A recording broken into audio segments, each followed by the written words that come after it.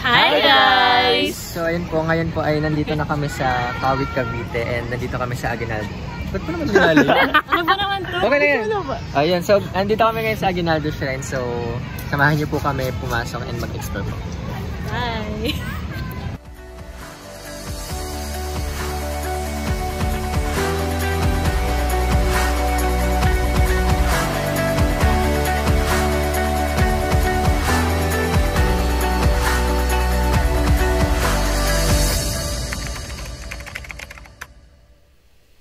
Hi guys! So today we're going to Aguinaldo Shrine for our RIPH project. And yan, kasama natin ang tropa natin for today's video.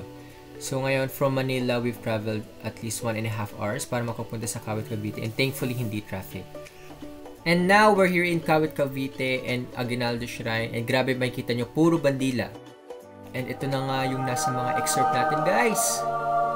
Narito kami ngayon sa bayan ng Kawit, Cavite, kung saan nasa aking likuran ang bahay kung saan unang winagayway ang watawat ng Pilipinas noong June 12, 1898. Natandaan ng independensya ng Pilipinas mula sa mga Espanyol.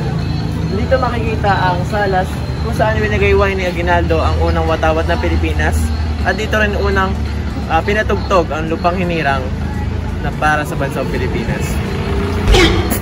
Yan, samahan nyo ngayon kami sa pag-explore sa loob ng bahay ni Aguinaldo.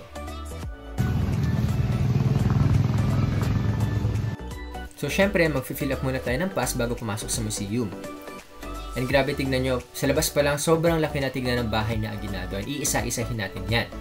Ngayon, pagpasok pa lang namin dito sa first floor, grabe, makikita nyo, sobrang ganda ng interior. Makikita nyo, sobrang daming information regarding sa buhay niya at sa mga nangyari na events, diba, habang siya ay nabubuhay pa. Makikita natin din dito sa museum sa loob, yung iba't ibang mga gamit na meron sa Aguinaldo. Katulad na lamang ng kanyang mga uniforme, yung mga baril na kanyang ginamit dati, at alam nyo ba na si Aguinaldo ay 5'3" lang sa kanyang height? Grabe, diba? At dito sa museo, nakilala din namin ang 73 years old na si Tatay Bener. Si Tatay Bener, naabutan niya mismo si Aguinaldo noong siya ay bata pa. At syempre, hindi na kami nag-atubili na magtanong sa kanya ng kanyang mga kaalaman at ang kanyang mga karanasan noong panahong nabubuhay pa si Aguinaldo. Sila, ang may-ari nito Spanish general during the battle na Aguinaldo, and made it to Spain 1869, same year na ginawa ito nang ipinanganak si General. Si Tatay Bener ang nagsilbing tour guide sa amin sa buong paglibot namin sa Aguinaldo Shrine. At saka, masasabi namin na sobrang dami namin natutunan dahil sa kanyang mga sinasabi, napapa-wow talaga kami. Entra sa lalim ng Diego II. Na-preserve po siya. Ano ba yun? Primary sources, no? Temperature, kaya kailangan ma-maintain yung temperature. Kasi po magkaan yan. Nalaman kong half Chinese po pala yung nanay ni Aguinaldo. So may dugong Chinese pala si Emilio Aguinaldo. At kung makikita nyo, maraming mga bagay pa sa loob ng museo, katulad na lamang ng mga armas, ng mga sapatos, at iba't iba pang mga makalumang bagay na talagang na-preserve nila hanggang sa ngayon. At ngayon, naakit naman kami sa second floor. Samahan nyo kami sa paglibot ng mga kwarto nila sa taas.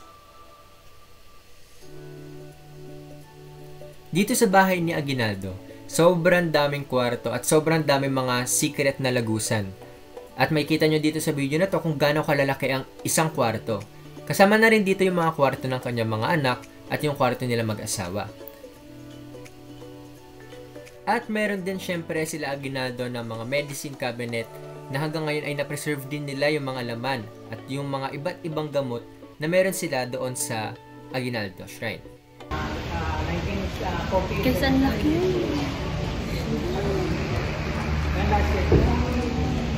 Mayaman si Emilio. At dito nga makikita nyo na sobrang laki ng sala nila Aguinaldo. At meron din siya dito syempre ng kanyang silid-aralan. At sobrang laki at sobrang aliwalas din ito kagaya ng ibang kwarto dito sa kanyang bahay. Ngayon, samahan nyo kami maglibot pa sa iba't ibang kwarto ng kanyang bahay.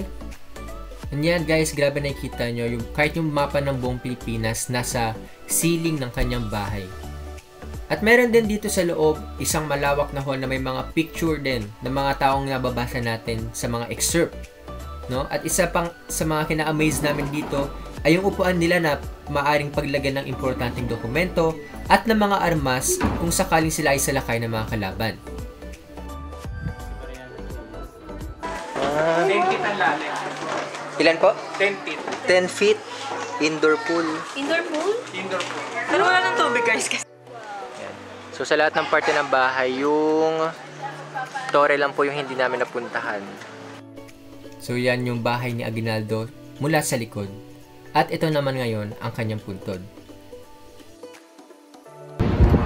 Ayun guys, next destination natin, kainan na! Yeah! Let's go! At dyan natatapos ang paglalakbay namin sa Aguinaldo Shrine.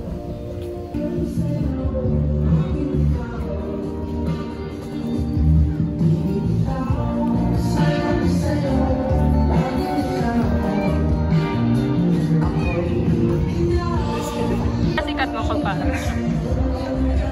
Nakakatakot pre. Dito ka lang sa tabi ko. Mananatiling mo ha!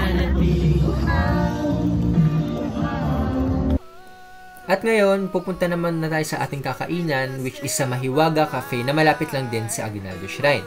Sobrang ganda ng ambience dito, especially na sunset na kami pumunta at paggabi na, at ang sarap din ng pagkain, sulit na sulit sa bayan.